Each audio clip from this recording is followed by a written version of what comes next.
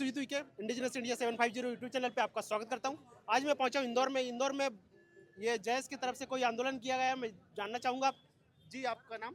पवन और जयेश प्रदेश अध्यक्ष मध्य प्रदेश। जयस प्रदेश अध्यक्ष जी, किस मुद्दे के लेकर आप यहाँ पे आए? देखिए, आप देख सकते हैं कि जो राजस्थान का जो अरावली पहाड़ है, वहाँ पे जो 100 मीटर के दायरे में सब पहाड़ और जंगल जमीन को नष्ट करा जा रहा है। हम इसके विरोध करना है। और साथ ही मध्य प्रदेश के सिंगरौली जिला है, वहाँ के भी पूरे जल जंगल जमीन को नष्ट किया जा रहा है। साथ ही पूरे भारत में पूरे जल जंगल जमीन को नष्ट किया जा रहा है और आदिवासी को नष्ट किया जा रहा है, वहाँ से बेदखल करा जा रहा है और जो जीव जंतु है उनको भी मारा जा रहा है। हमारी साफ तौर पे ये मांग है कि ये जल जंगल जमीन की कटाई रोके और जो जीव जंतु वहाँ जो रहते हैं उनको वहाँ रहने दे और जो आदिवासी उनको बेदखल ना करा जाए। आने वाले समय में मानव जाति के ऊपर बहुत बड़ा संकट आ सकता है। आप देख सकते हैं कि जो अरावली जो राजस्थान का जो जंगल है, वहाँ पर जो 100 मीटर की जो दायरे में जो पहाड़ियाँ हैं उसको पूरे हरियाणा, दिल्ली, राजस्थान, मध्य प्रदेश, महाराष्ट्र वो जंगल वो बचाता है। जो वहाँ पे जो आंधी तूफान चलते हैं वो पहाड़ के कारण बचता है। अगर वो पहाड़ को वहाँ से नष्ट कर दिया जाएगा तो आने वाले समय में पूरा मानव जाति नहीं बचेगी। और हम ये चाहते हैं कि जल जंगल जमीन की कटाई रोकना चाहिए और ख़ास करके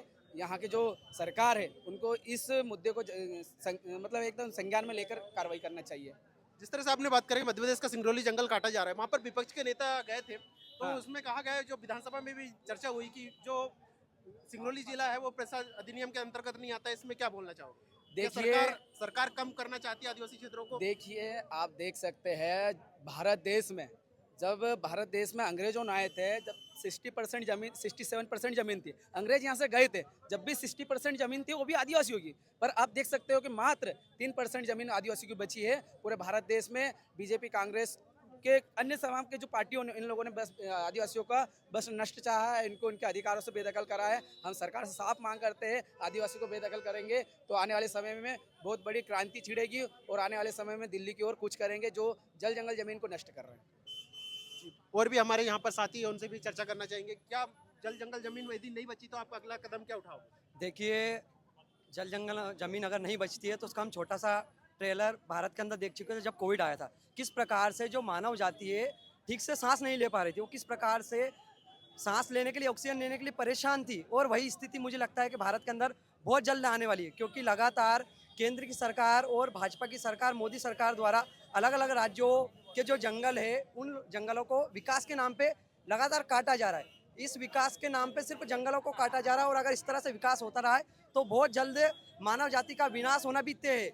क्योंकि अभी जो हम अरावली, जो राजस्थान की अरावली की बात कर रहे हैं, वो भारत देश की जीवन रेखा है, जो कि कई राज्यों को जो रेतीले पहाड़ है, जो हवाएं, जो आंधी तूफान जो आते हैं, उन हवाओं को रोकने का काम करती है। अगर वो पूरी तरह से अगर बर्बाद हो गई तो आंधी तूफान उस राज्य में घुसेंगे, जिससे कि ना तो किसान वहाँ पर खेती ना कर पाएगा और साथ ही ना उसको पीने के लिए पानी रह पाएगा और ना ही वहाँ सांस ले पाएगा। इसीलिए अरावली जैसी पहाड़ियों को बचाने के साथ साथ भारत देश के जितने भी जल जंगल जमीन है उन सभी को बचाने की ज़रूरत है, वरना आने वाला भविष्य बहुत खतरनाक रहेगा और आप और हम कहीं भी कोई भी व्यक्ति जीवित नहीं रह पाएगा। जिस तरीके से बताया जाता है कि जंगल हमेशा प्रदूषण को कम करते हैं, परंतु कुछ मीडिया और कुछ लोगों के द्वारा सुना हूँ कि दिल्ली में जो AQI बढ़ रहा है उसका कारण अरावली जंगल है, क्योंकि 3 तरह से पहाड़ियों से गिरा है।